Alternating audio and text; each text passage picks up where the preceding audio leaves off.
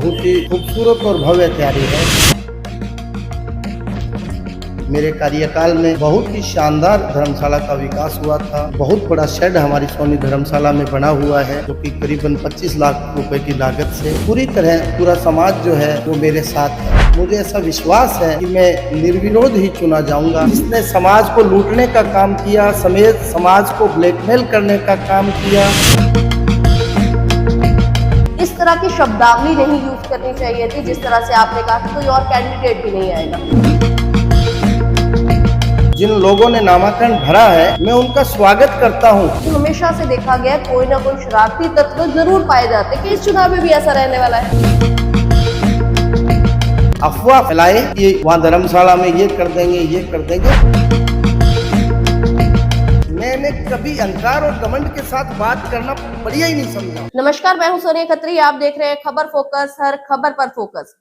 सिरसा में सरगर्मियां तेज हो चुकी हैं। स्वर्णकार समाज के जिला प्रधान पद के चुनाव को लेकर, उसी को लेकर के खास चर्चा करने के लिए आज हमारे साथ मौजूद है जिनों के द्वारा सबसे पहला नॉमिनेशन भरा गया था, और उन्हीं से खास चर्चा करेंगे कि किस तरह से आज के चुनाव को लेकर या आने वाले 8 तारीख को जो चुनाव होने वाले हैं उसको लेकर के क्या कुछ उनकी तैयारियां हैं।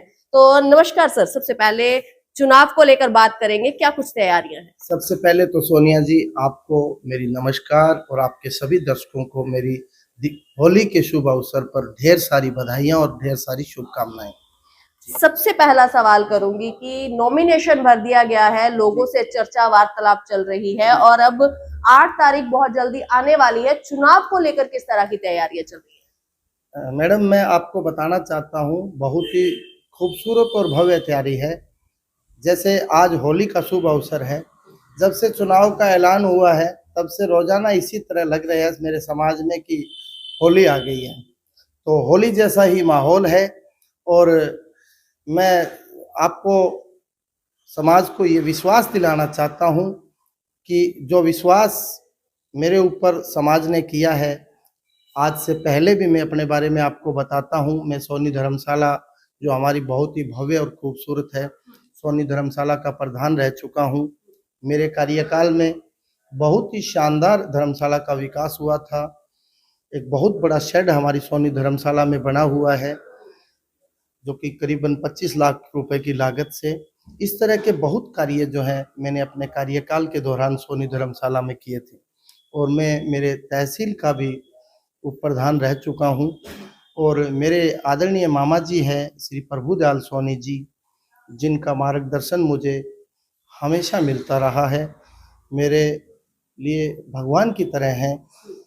बच्चे को माता पिता जन्म देते हैं, लेकिन जन्म देने के बाद जो अगली लाइन, जो अच्छे संस्कार दिए जाते हैं, उनमें उनका गुरुजनों का भी विशेष योगदान होता है।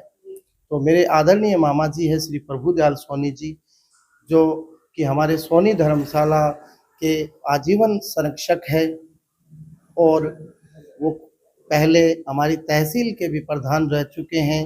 राजनीतिक पार्टी की बात करूं तो जिला परिषद के वाइस चेयरमैन रहे हैं। तो मैं यह आपको विश्वास दिलाता हूं कि जो समाज मेरे ऊपर विश्वास कर रहा है, पूरी तरह पूरा समाज जो है वो मेरे साथ है। और मुझे लगता है, मुझे ऐसा विश्वास है कि मैं निर्विरोध ही चुना जाऊंगा। ऐसा मुझे अपने समाज पर पूरा विश्वास है, मैं ये कहना चाहता हूँ। सज्जन सोनी किसी भी परिचय का मोहताज नहीं है। जिस तरह से आपने समाज के लिए अहम भूमिका निभाई, उसी के साथ साथ एक समाज सेवा के तौर पर भी आपका नाम बहुत ज्यादा जाना जाता है। समाज को लेकर के अब आगे क्या रणनीति बना रहे हैं, किस तरह से समाज को आगे बढ़ाया जाएगा, युवा पीढ़ी को किस तरह से आगे लेके जाएंगे? बिल्कुल, आप ठीक कह रहे हो। मेरा हमेशा से एक रहा है। आप अगर 20 साल पहले भी देखो तो मैं बताता हूँ, मैंने सन 2008 में, मेरा पीली मंदोरी गांव है, भट्टू और चोपटा के बीच में, काफ़ी बड़ा गांव है। तो मेरे गांव में मैंने सन 2008 में मेरे स्वर्गीय दादाजी के नाम से खेल आयोजन शुरू किए थे, जो कि लगातार 25 दिसंबर से चलते हैं।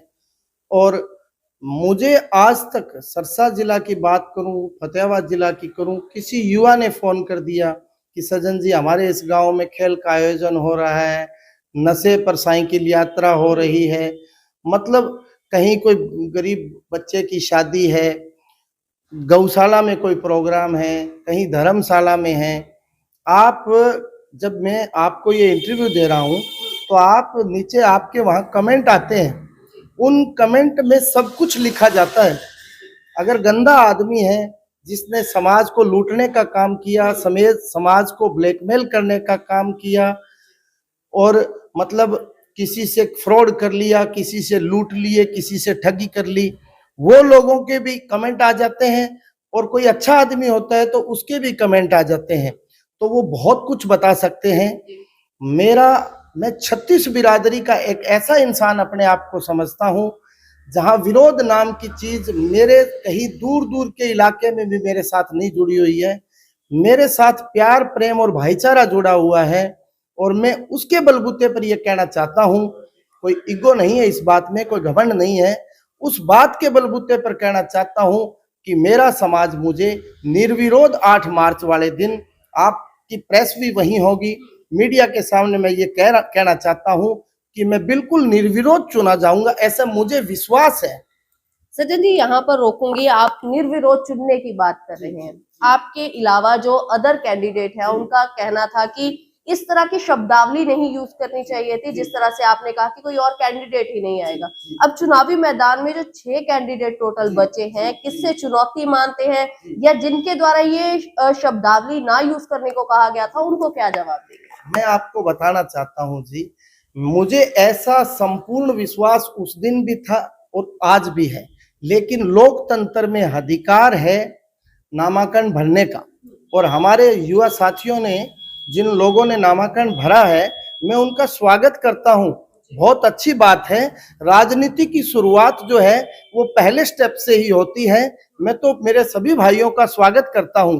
रही बात मुकाबले की, मेरा मुकाबला इस बात से है कि मैंने अपने समाज के लिए, अपनी 36 बिरादरी के लिए पहले जो काम किए थे उसको 4 गुना स्पीड से कैसे कर पाऊं, उस बात का मुकाबला मैं अपने आप से ही कर रहा हूं कि अब इस बात को और गति कैसे दी जा सकती है। मेरा मुकाबला इन बातों से है। मेरा मुकाबला किसी की बातों का उत्तर देने के बजाय मेरा काम बोलेगा। जैसा मेरा नाम, आप सज्जन नाम है, और जब आप अपने दर्शकों से पूछोगे तो सज्जन नाम के बारे में वो आपको ज्यादा अच्छा बताएगा। मैं तो अगर सही आदमी नहीं हूं तो भी मैं ये कहूंगा कि मेरे से अच्छा कोई नहीं है।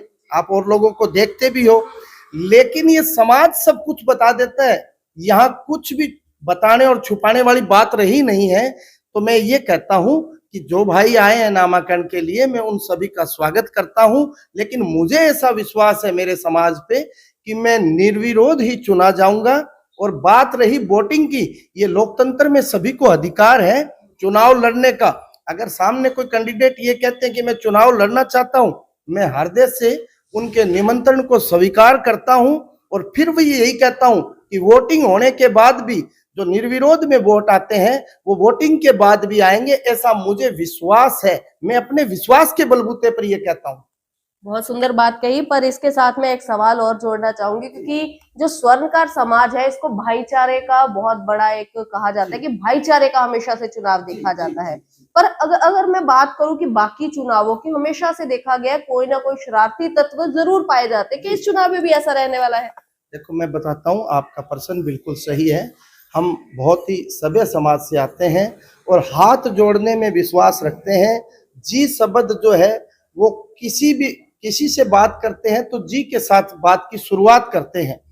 लेकिन ठीक कहते हो, समाज के अंदर 1-8% इस तरह के हो सकते हैं, लेकिन मैं मेरे समाज को ये विश्वास दिलाना चाहता हूँ कि जिस गाजे बाजे के साथ आप धर्मशाला में एंट्री करोगे, उसी गाजे बाजे और प्यार के साथ आप धर्मशाला से बाहर निकलोगे। किसी भी तरह की कोई अफवाह फैलाए कि वहाँ धर्मशाला में ये कर देंगे, ये कर देंगे, हमें अपने प्रेम और प्यार के बलबूते पर, मेरा समाज बहुत प्यारा समाज है जो बहुत ही मतलब समझदार है, तो वो इस तरह की बातें जो है वो सिर्फ हवा हवाई है, जिसका धरातल पर कोई स्थान नहीं है।